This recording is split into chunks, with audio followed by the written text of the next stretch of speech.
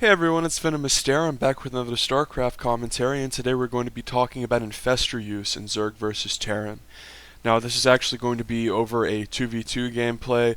I play more 2v2 than 1v1. I think it's more fun and it's more relaxing. And honestly, since I've reached Masters 1v1, I don't really have as much desire to grind up and climb the ladder, because the next step is GM, and that is very far away, so I like 2v2. I think it's more fun to play in general, and the main reason for that is it's way less rigid. In StarCraft, whenever you get to about 4,500 MMR, as we see the two Zergs, Savagewood and Musta Kraken, just going to call him Kraken, against Noodles and the Engineer. Both Zergs going hatchery first. In my last game, I had a fucking AFK guy, which is just terrible. But anyway, I'm going to banter here a bit with the Engineer. The reason for this is because in 2v2, you play the same people a lot, and I've played this Engineer guy probably 30 times. And one thing I've noticed about him is he doesn't use control groups. And one thing that I like to do in 2v2, especially with people that I play against a lot, is I'll ask them if they recognize my ID, and it's not me trying to be like, oh, have they seen my videos or something? No, what I'm trying to do is basically think to myself, well, if I have probably like 30 plus people on the 2v2 ladder that like they're not on my friends list and I don't know them in real life, or I don't ever talk to them out of game, but I fucking know how they play because I've played with and against them so much, it sort of makes me wonder if my rando allies recognize my ID and know how I play. And there are a few people that I've played against so much and that have been on this channel multiple times, like KK Crazy or Draco or this guy, not the talented Brood War pro gamer Draco, just some random moron Terran. As we see Noodles here, it looks like he's going to go for a bit of Hellion expand, and the Engineer is just going to go for one base Blue Flame Hellion. You can tell that because you already have a tech lab down on a reactor, or you already have a tech lab down in a factory, and he's clearly going to swap off here onto this reactor with the second factory. With this build though, I think you're better off doing a faster wall in, like this depot. You can call this a fraud depot, it's just fucking retarded. There's no reason to ever make it your second depot anywhere but at your ramp, because StarCraft is a lot about hiding information. After this initial tech lab swap, you want to make your second two buildings like here, or maybe behind your mineral line. Or it's a little bit tricky because with two Zergs you can assume their overlords are going to be here-ish. But you really you don't want a Zerg to be able to just run something up to your ramp and scout what you're doing. But unfortunately, Kraken isn't intelligent enough to do what you should do is a right click, shift, right click here, and your Zergling will move up and scout what they have, and then right click down here and he'll scout the bases. Okay, so now he's seen both the bases, so he can assume that aggression is coming. Alright, Hellion. Now a good player, instead of just losing this Ling, a good player would peek at the ramp, because in many instances a ramp will tell you what you're going to face against Terran, because frequently Terran's first building they're going to do an add-on and then they're going to do some sort of swap, and you can deduce what it's going to be. If the red Zerg runs up here and sees a research on a tech lab, he knows 100% of Blue Flame Hellion even without seeing the second factory. But once you see the second factory, it's 100%. I guess there's like a 1% chance this could be some sort of like dopey like Cyclone upgrade rush, like where he gets this first, but that's not really a thing, because the Zerg just makes a bunch of links and holds you easily. So here we see something old as time itself.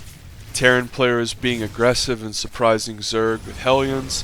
Now this is very tricky because one of the players went one base and wasn't properly scouted, and that was the player that went for an unusual aggressive sort of one base build. And Savagewood is going to take quite a bit of damage here to his mineral line. Not nearly as much as the red Zerg, however, who has lost a lot. Kraken doesn't really look like he's in particularly good shape. He's behind both the Terrans and workers. Savagewood did pull his workers back, and had been making drones so heavily that he isn't actually behind. And Savage Wood's Roachhorn was just a little bit too late to hold that, and a lot of times on this map what holding early game aggression comes down to is holding this choke. And with double Zerg, you really want to focus on creep spread. Really want to focus on that creep spread, because whenever you play with Protoss or Terran, it can be a little, counterintuitive or hurtful to spread creep, because your allies quite simply will be blocked off in some instances. Like if I were to rush spread creep out here and I had a Terran, he couldn't make a bunker out here, for instance. But when you have double Zerg, not only do both your units benefit from it, but if you get both Zerg spreading creep early, you can just get insane map vision, which I really like. We can see an Overlord being chased off here, and thankfully there are more Overlords sitting on these little pillars. Newbie Zerg players, Blizzard makes these pillars on the maps for you to put Overlords over to scout shit, so make sure you use them. Unfortunately on this map, you can take the towers and get high ground vision of these, so it's not as good. That's why tower control in this map is really important. The two most important areas on this map to control, obviously in the early game, it's here. As we see a little bit of light aggression. This shouldn't do any damage versus a spawn. But right here is the most important early game, and then the towers in the mid game, and then in the later game, this little plateau is the biggest deal, because both of these bases will be highly contested. So this is very common for Terrans nowadays to open up with a Tech Lab starport and get aggressive. Thankfully he flies his BC in first and stooges it away. Now it can be very awkward to defend this as Zerg because you don't really want to tech up into Hydra versus Terran. And these BC attacks will hit before you can even get Hydra. And they can be difficult to deal with because they can teleport in or out. Oftentimes the starport can be proxied and the VC will get there very quick and it can save its teleportability. Basically the way the teleportability works, and it's very simple and very easy to figure out, but like this guy's making his BCs at home, so if he wants, as soon as they're done, he can jump in across the map. That's more high risk, more high reward. It gets there faster, there's a better chance of Zerg being caught off guard. However, you're not able to tele out like that. That's really why you want to walk your battle cruisers across the map, because there's really no way you lose them. They have 550 HP for God's sake. That's a lot. And if you're actually intelligent enough to get armory upgrades, like about 10% of the Terrans who do battlecruiser strategies are, the battlecruiser is one of the units that scales the best in the entire game with upgrades. It shoots incredibly fast, it has high base armor, and is very hard to kill with its high health. Getting more armor can prevent you from being bursted down. I mean, it's very, very hard to get bursted down. Get your battlecruiser bursted down. It's a heavily armored unit with 550 HP for God's sake, okay? It's like having a command center get bursted down, except command centers can't teleport. Although they can lift, turn into super command centers, and defend themselves, so there's that. Notice we see nice little bit of tower control, both Zergs having a Ling on the tower, and both Zergs are creep spreading a bit. Savage Wood getting his down to this potential fourth, and Kraken doing the same thing. This base right here, the fourth, this is pretty much the base you're going to take as a fourth every single game. Now this map is a little bit weird because this third is super hard to take. Frequently as Zerg, I'll stay on two bases a little bit longer than normal sometimes, or I will just play kind of greedy, get this third going, try to flood drones, and then I'll try to cut drones at like 60 and just flood units for the incoming attack.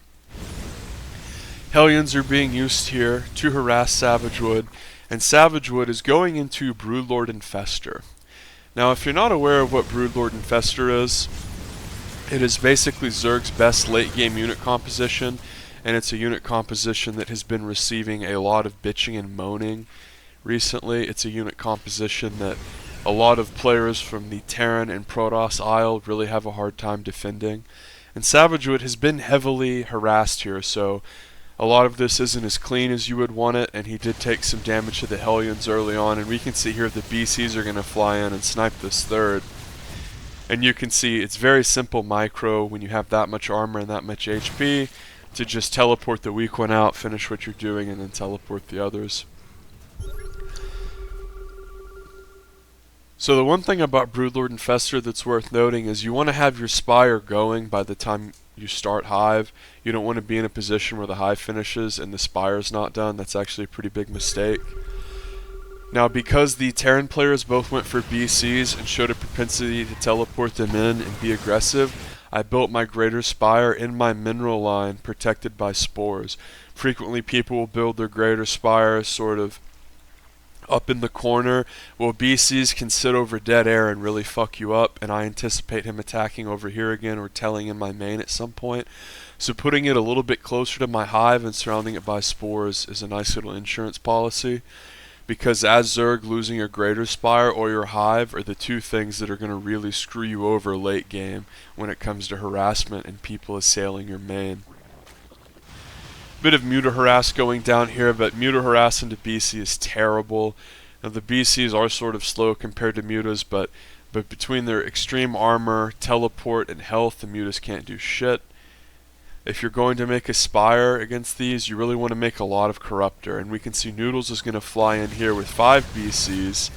Both players do have Yamoto upgraded. Actually, Purple does not, excuse me. And he's just going to Yamoto that down. Now Savagewood only has a handful of Corruptors, but he has about 8 Infestors.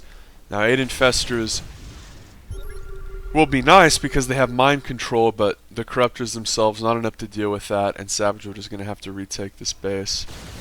BCs are going to telly into the main of Kraken, who loses his Spire, and this is what I was talking about. Frequently the Terran player can telly his BCs in and snipe down important Terran structures.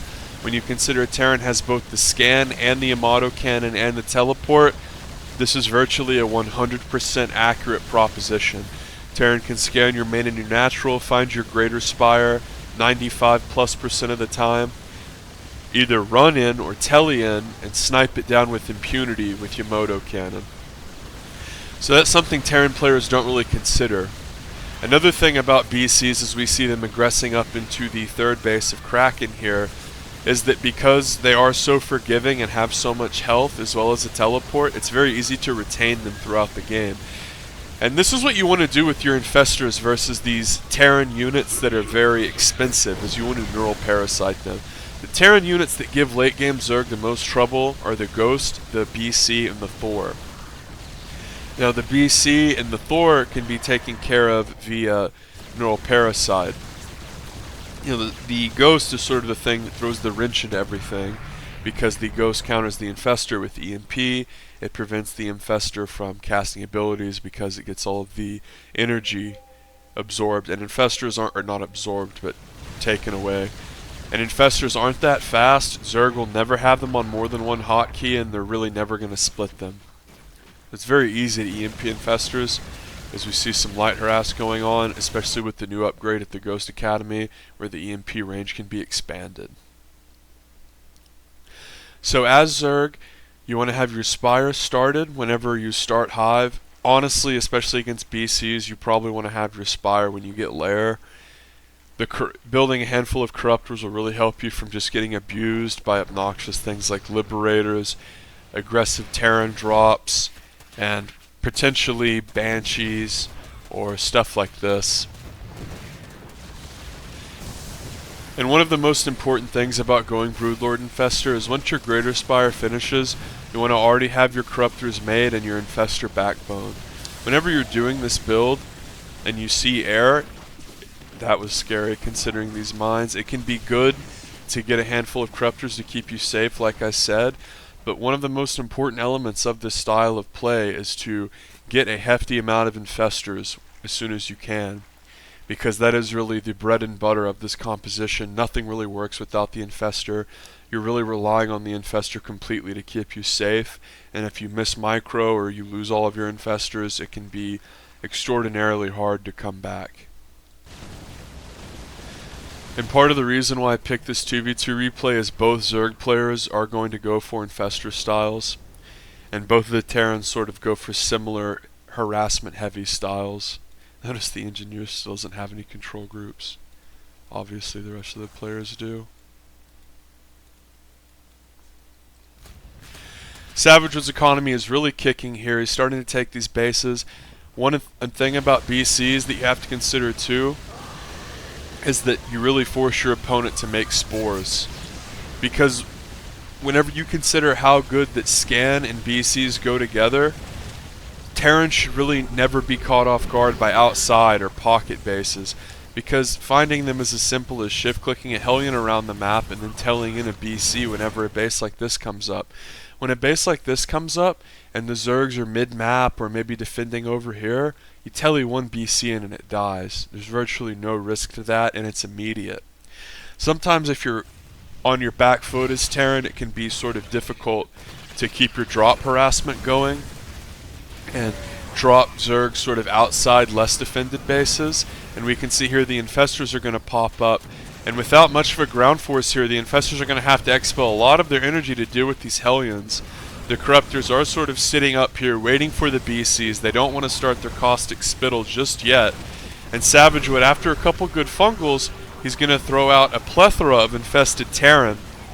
And as more Hellions swing down, the well-spread infested Terran are going to do very well. Think about this. What is going to defend this blue base from Noodles? Hellions, BCs, and then the command center might lift. Corruptors and infested Terran are great against that. The BCs go down, the base goes down, and the Hellions are pressured. It's always important to shift A move these infested Terran, because they don't last for very long. They do pretty good damage, and most importantly, you don't want them to idle out. You always want them to be pressing forward and attacking towards something. We're going to rewind it a bit here, as it looks like Savagewood cleans out a mineral line. This is another thing about casting 2v2, is sometimes so many things are going on because it's 4 players that you have to rewind. So Savagewood, he runs in here with Lings, which is great, because anytime you're committing a very expensive army like this somewhere and you can do Ling harassment at the same time, you're really going to put your opponent in an extremely difficult position. One of the most obnoxious things about Zerg late game is the fact that Zergs can run in with speedlings, most importantly cracklings.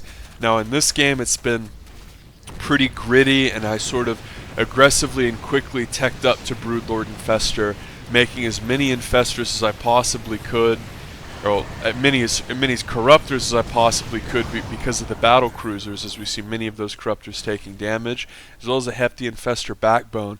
So a few corners were cut here. The Spire upgrades, they were okay, frankly. I mean, 2-1's not bad, but the Evo Chamber upgrades left something to be desired, specifically the melee and Carapace.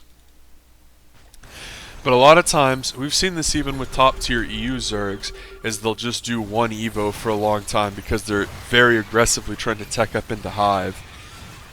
Savagewood could get crushed here, as a plethora of Hellions are going to swing up north side, as well as a lot of Widow Mines. Savagewood tries to do some mind control here on the Cyclones, but with this many Hellions coming up, it's going to be very hard. He should have tried to spam out a lot of infested Terrans like he did down here, but this army does a lot better against that.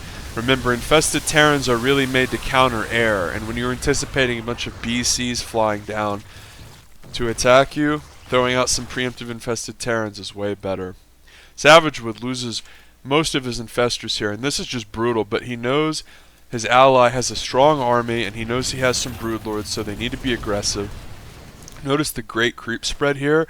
This is a big part of playing Broodlord Infestor, is the creep spread, because the way that you want to counter this if you're not Zerg is you always want to be running around and harassing and taking advantage of the immobility of Broodlord Infestor. Yes, Broodlord Infestor is a very powerful army, and it can be difficult to deal with because of fungal growth. And if the Zerg is good, Neural Parasite. Neural Parasite, remember, is mainly for mind controlling those big money units like Thors and BCs, the 2 things that really shit on late game Zerg pretty bad.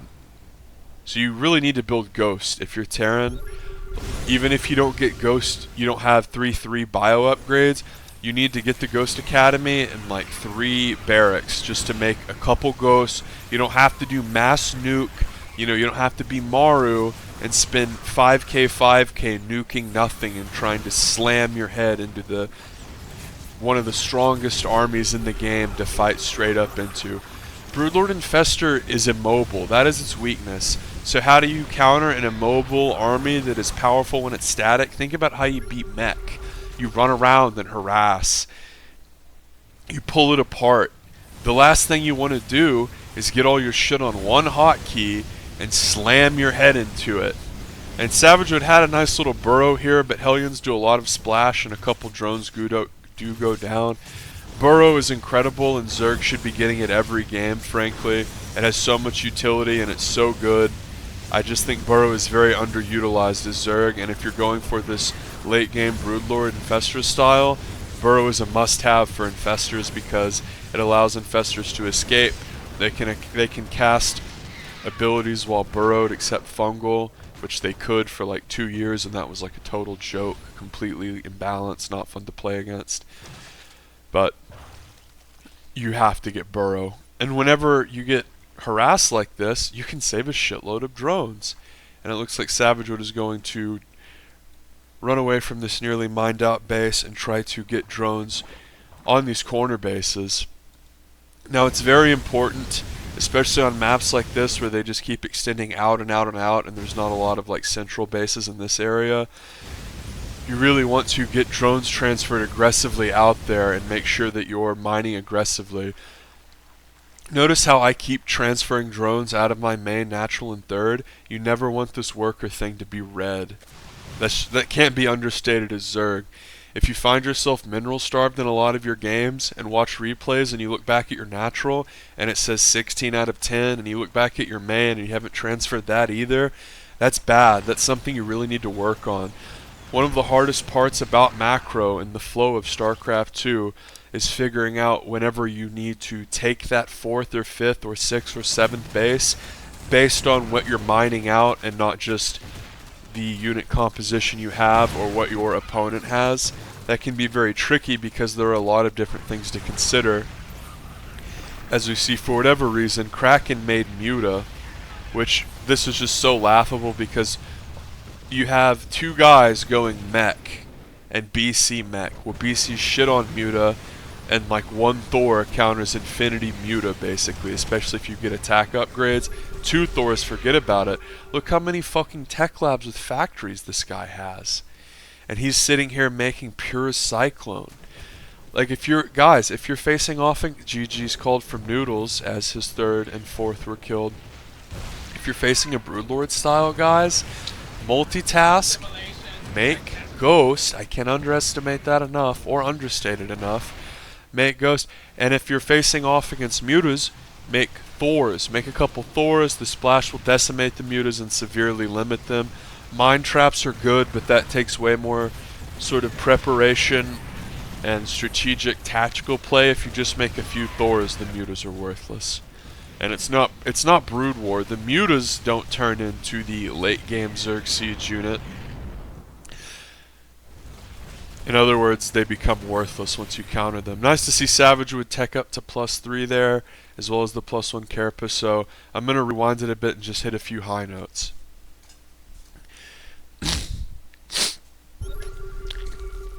Make sure you like and sub. Okay, so Infestation Pit, you want to get this shit extremely fast because you're rushing out Hive. You want to get Pathogen Glands as soon as it finishes and research it. And once it researches at 31 seconds, make your Infestors. Bottom out all your gas. Fuck everything else.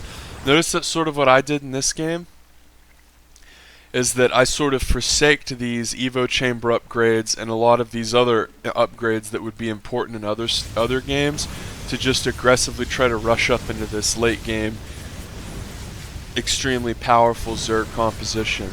Now if these guys were better at harassing, if they were better at multitasking in their own macro, then this style can be taken advantage of. And we sort of saw it taken advantage of to some extent with the BC and Hellions doing some damage, but if you look at this guy, he's basically mined out, okay? And he's in a lot of trouble.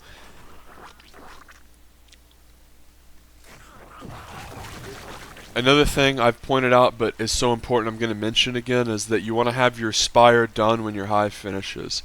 Frequently, if you find yourself, especially if you're like plat and below, if you're trying to play this late game style, which by the way, I would heavily recommend lower league players to try to play this style if they want to improve. Because it really requires you to scout around and play solid macro Zerg just to get to Broodlord Infestor. And once you get to Broodlord Infestor, if your opponent is smart and will actually multitask and try to pull you apart, that can be very frustrating to deal with too, because you have sort of a slow, vulnerable, immobile army, but you're getting dropped and being forced to multitask, but then your army is still sort of out somewhere on the map. It can just be tricky to deal with. This map very frequently will become sort of like two different 1v1s, and that's what we've seen a lot this game. Is Purple has been attacking Kraken pretty frequently, and Savagewood and Noodles have been going at it pretty hard. And this is an interesting dynamic. Notice a lot of that has to do with the fact the bases fan outward again, as opposed to like having middle bases, which are pretty, I would say, good for Terran. There's middle bases where you can put your mech in the middle of the map and make it a PF. That's very scary stuff for Zerg. So last thing that I'll point out before I cut the video is that the way these upgrades work, I always used to wonder this when I had just started, is like, what works for Broodlords? Like the Broodling upgrades or the Spire upgrades? So when you get attack upgrades for Broodlords, the initial damage of, like right here when you see the Broodlings coming down, when they first hit the buildings or the enemy units, that's what the +3 applies to. Like we see these Broodlings slam into these Cyclones, even though they have 3 armor.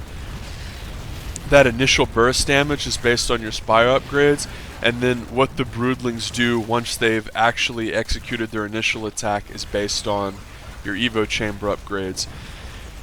So +3, they're getting popped initially, which is really good. It can be hard to get 4 Spire upgrades, and I should have had started Carapace here. That was a mistake. You ideally want to get 3-3. You'll rarely ever get late game enough to actually get there, but you do want to get 3-3. Notice I made another Spire. It's just an upgrade Spire, which is smart. You want to do that. And the Broodlings on the ground only had 1 melee upgrade. Although I did have 3 Carapace, which is nice.